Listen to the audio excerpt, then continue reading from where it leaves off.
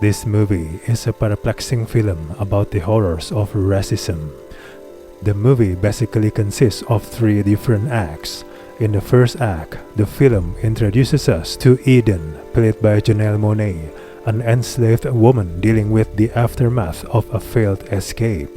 She, along with several comrades, receive various levels of gratuitous violence for punishments.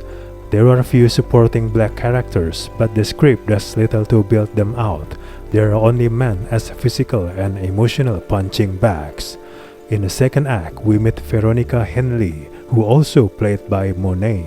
She's a present-day PhD sociologist and author whose work examines the socio-economic disparities for Black Americans.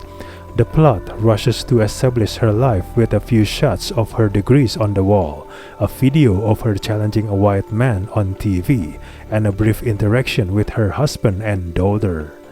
This is all we get of her life before she sets off on an ill-fated trip out of town.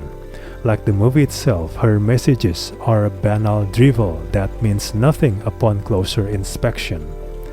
Act 3 reverts back to slavery, drawing the first 2 acts together. The twist explaining how she awakens in Antebellum America is not nearly so interesting.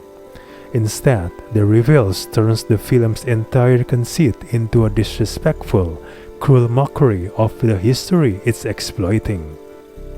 This movie has no building of suspense or implementation of genre techniques to create scares and atmosphere. Any tension achieved is dismantled by a clunky narrative structure that plays out in 3 distinct acts. The sudden shift in timelines is meant to enhance the mind-bending mystery at play. Instead, it deflates momentum as it shifts from Eden's torture in the past to the slow setup of Veronica's story in the second act. By the third act, this movie struggles against its lack of tension and heavy-handedness, opting for a quick, unsatisfying exit instead.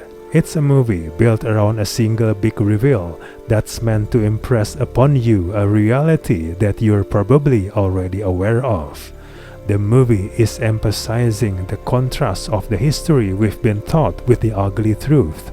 That doesn't make it any less jarring, nor does it completely cover up just how muddled the story gets.